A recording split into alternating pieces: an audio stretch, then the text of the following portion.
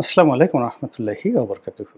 সম্মানিত দর্শক, নোবেল শান্তি পুরস্কার নিয়ে আমাদের দেশে হৈ হৈ রৈ রৈ কাণ্ড।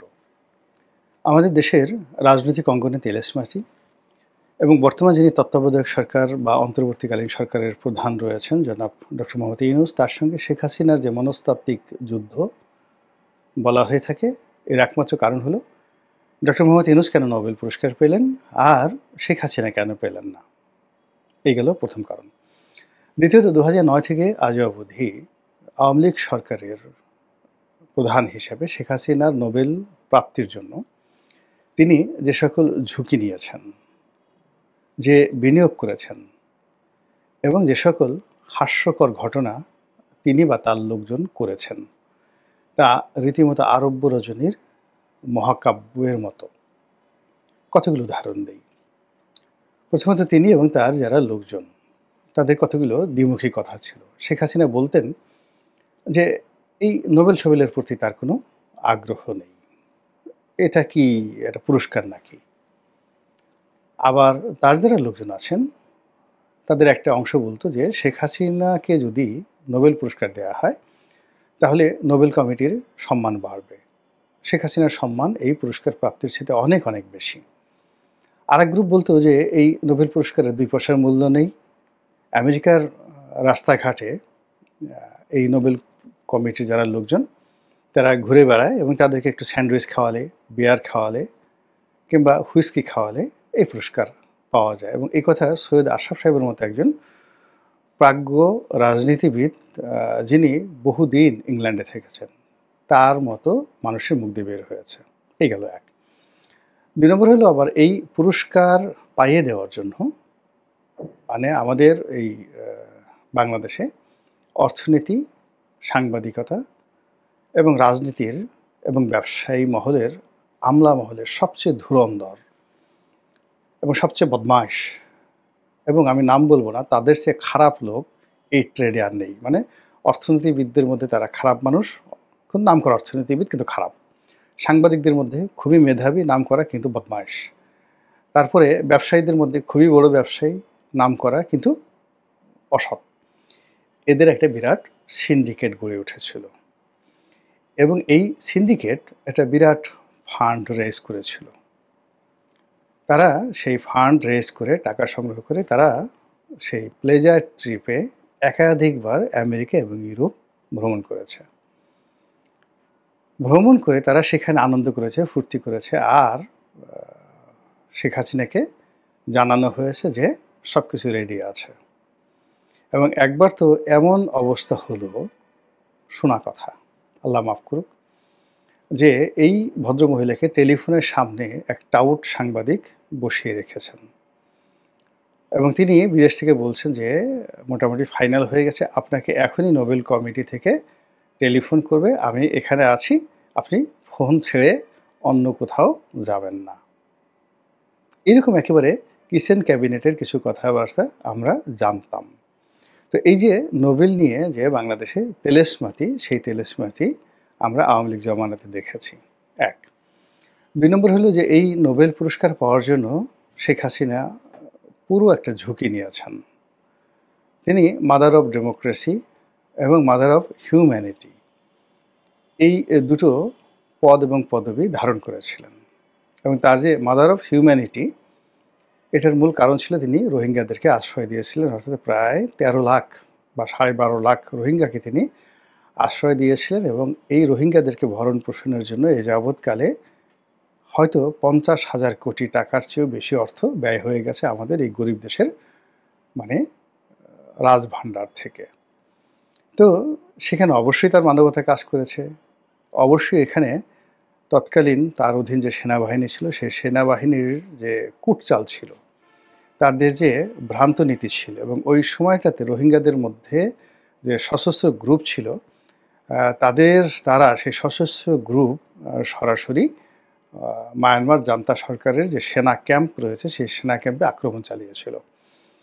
এবং বলা হয়ে থাকে যে সেই ঘটনার পেছনে শেখ হাসিনার যে গোয়েন্দা সংস্থা, সেই গোয়েন্দা সংস্থার কর্মকর্তা এবং তাদের ইনফ্লুয়েন্সে সেনাবাহিনীর একটা গ্রিন সিগন্যাল ছিল। এবং সেই ঘটনার পর মায়ানমার সরকার খুবই ক্ষেপে যায় এবং তারা রীতিমতো এই রোহিঙ্গাদেরকে সেই দেশ থেকে একেবারে যেটাকে বলা হয় এথনিক ক্লিনজিনিং, একেবারে সমূলে বিনাশ করে দেওয়ার জন্য তাদেরকে রীতিমতো দলে দলে মানে কাতারে কাতারে বাংলাদেশে পুশিং করতে থাকে। এবং ওই সময়টিতে সেনাবাহিনী বলেন, বাংলাদেশ সরকার বলেন, তাদের আসলে এর বাইরে কোনো কিছু করার ছিল না। এর কারণ হলো যদি মায়ানমার সরকার এটা প্রকাশ করে দেয় আন্তর্জাতিক অঙ্গনে, এটা বাংলাদেশের জন্য একটা সমস্যা হতে পারত। কিন্তু আমরা জানতাম, কিন্তু ওটা ওই সময় বলাটা আকার ইঙ্গিতে বলেছি, কিন্তু লিখেছিও, আমি কথা লিখেছি, কিন্তু এইভাবে এখন যেভাবে বলছি এভাবে বলা সম্ভব ছিল না। তো যাই হোক, তিনি যেখানে নো ম্যানস ল্যান্ড রয়েছে সেখানে তিনি রোহিঙ্গাদেরকে থামিয়ে দিতে পারতেন। এবং ওটাও আমি বলেছিলাম ওই সময়টাতে, যে এখানে এই সময়টাতে এদেরকে ঢুকতে দেওয়াটা আওয়ামী লীগের জন্য একটা আত্মঘাতী হবে, বাংলাদেশের জন্য একটা আত্মঘাতী বিষয় হবে। দেখুন এখন 2025 সনে এসে এই রোহিঙ্গাদেরকে কেন্দ্র করে আবার একটা যুদ্ধ, আবার একটা করিডর, আবার আমেরিকার আগমন, এই জিনিসগুলো যে শুরু হচ্ছে, এটা কিন্তু ওই সময়টাতে আমার মতো একজন ক্ষুদ্র মানুষ, আমি কিন্তু শেখ হাসিনাকে বলেছিলাম, ইন রিটেন টকশোতে বলেছিলাম, বাংলাদেশ প্রতিদিনে লিখেছিলাম যে এদেরকে এই মুহূর্তে ঢুকতে দেওয়াটা ঠিক হচ্ছে না। কিন্তু তিনি কূটনৈতিক কারণে, কৌশলগত কারণে তিনি ঢুকতে দিয়েছেন বটে, কিন্তু তার মনের মধ্যে একটা বাসনা ছিল যে এই যে আর্তমানবতার সেবায় তিনি যে কাজগুলো করছেন, এই কাজে হয়তো তিনি জান্নাত পাবেন মুসলমানদেরকে আশ্রয় দিয়ে। দ্বিতীয়ত, এরকম একটা মানবতাবাদী কাজ, যে কাজের জন্য আমেরিকা তাকে বাহাবা দিচ্ছে, জাতিসংঘ বাহাবা দিচ্ছে, ইউরোপীয় ইউনিয়ন বাহাবা দিচ্ছে, সারা দুনিয়া বাহাবা দিচ্ছে, তো কাজী এবার তার নোবেল পুরস্কার আর কেউ ঠেকাতে পারবে না। তো যাই হোক, সে বহু আগের কাহিনী, বহু ঘটনা। এখন সেই নোবেল নিয়ে কামড়াকামড়ি করতে করতে দেখা গেল যে তিনি এখন নির্বাসিত, আর তিনি যাকে টার্গেট করে, হিংসে করে তিনি তার সমস্ত রাষ্ট্রযন্ত্রের শক্তি এবং দলীয় শক্তি যার বিরুদ্ধে ব্যয় করেছেন, সেই ডক্টর মোহাম্মদ ইউনূস এখন রাষ্ট্র ক্ষমতায়।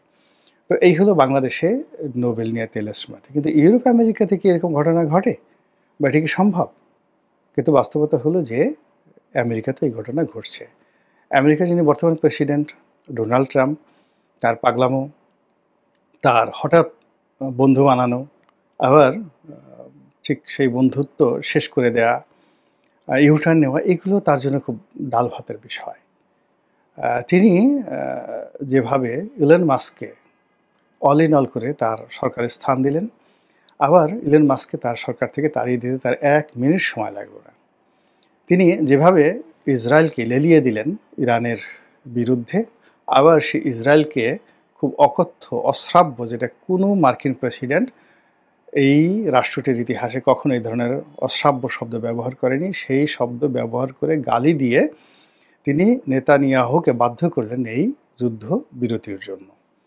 একইভাবে তিনি ভারত এবং পাকিস্তানের যে যুদ্ধ বলা হয়ে থাকে, এই যুদ্ধ তিনিই বাঁধিয়ে দিয়েছেন। আবার তিনি এই যুদ্ধটা দুতিয়ালি করে শেষ করে দিয়েছেন। অর্থাৎ ভারত এবং পাকিস্তানের মধ্যে যে যুদ্ধ, এই যুদ্ধ মূলত ট্রাম্প বাঁধিয়ে দিয়েছেন, আর তার দুতিয়ালিতে তিনি এই যুদ্ধ শেষ করেছেন।